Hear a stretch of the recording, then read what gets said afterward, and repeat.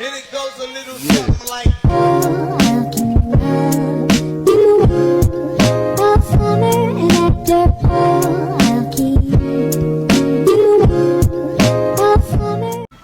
Selamat pagi, semoga semuanya dalam keadaan sehat dan berbahagia.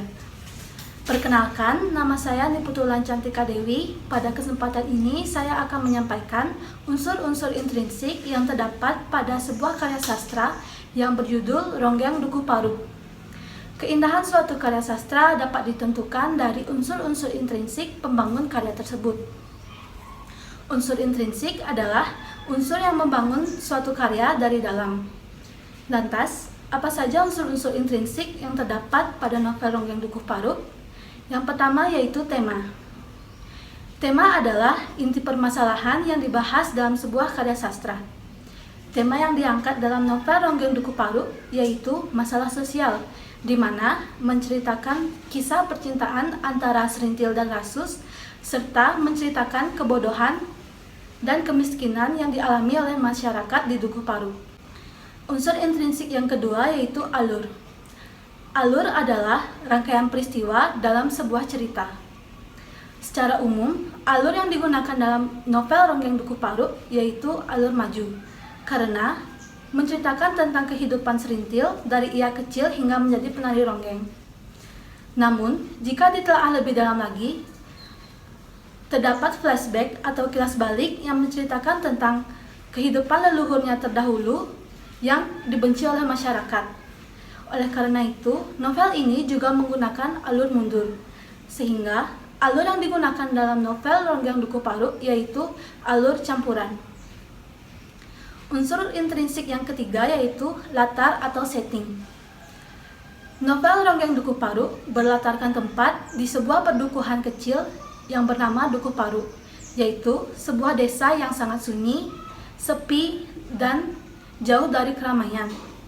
Karena dikisahkan tentang leluhurnya terdahulu yaitu Ki Secamenggala, seorang penjahat, pembegal, dan pembunuh yang tidak disukai oleh masyarakat.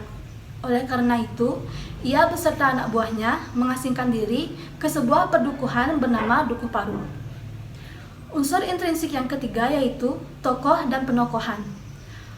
Tokoh utama dalam novel Ronggeng Dukuh Parut yaitu Serintil dan Rasus. Serintil adalah seorang gadis yang ditinggalkan oleh kedua orang tuanya ketika ia masih kecil. Kedua orang tuanya meninggal karena keracunan tempe bongkrek yang mereka buat. Lalu, Serintil diasuh oleh kedua kakek neneknya dalam keadaan yang kesusahan. Namun, nasibnya berubah ketika ia terpilih menjadi seorang penari ronggeng. Ia menjadi tenar dan mendapatkan banyak uang dari ia menjadi seorang penari ronggeng. Selanjutnya ada Rasus. Rasus adalah seorang pemuda yang polos dan lugu yang merupakan teman masa kecil dari Serintil. Ia tidak menyukai fakta bahwa Serintil harus menjadi penari ronggeng. Oleh karena itu, ia meninggalkan Dukuh Parut dan menjadi seorang tentara. Unsur yang kelima yaitu gaya bahasa. Gaya bahasa atau yang sering kita sebut sebagai majas digunakan untuk meningkatkan keindahan dari suatu karya sastra. Ada banyak sekali gaya bahasa yang digunakan dalam novel Ronggeng Dukuh Parut. Namun, gaya bahasa atau majas yang dominan digunakan yaitu majas personifikasi dan majas hiperbola. Majas personifikasi adalah majas yang menceritakan bagaimana benda mati bisa melakukan pekerjaan dan perbuatan layaknya manusia. Contohnya pada kutipan novel ini yaitu pohon dadap memilih caranya sendiri dalam penyebarannya. Di sini diceritakan pohon dadap yaitu benda mati dapat melakukan perbuatan layaknya manusia yaitu memilih caranya. Majas yang kedua yaitu hiperbola. Majas hiperbola adalah majas yang dilebih-lebihkan. Contohnya dalam kutipan novel yaitu ditolaknya bumi dengan hentakan sekuat mungkin. Maksud dari kata ditolaknya bumi yaitu menghentakkan kaki ke tanah, namun dibuat dilebih-lebihkan. Unsur intrinsik yang terakhir yaitu amanat. Amanat adalah pesan-pesan yang diberikan oleh pengarang yang dapat kita petik dalam kehidupan.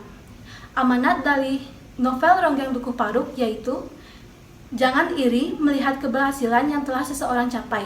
Dan yang paling penting, jangan mengorbankan sesuatu berharga milik kita untuk hanya keinginan semata. Sekian yang dapat saya sampaikan. Atas perhatiannya, terima kasih.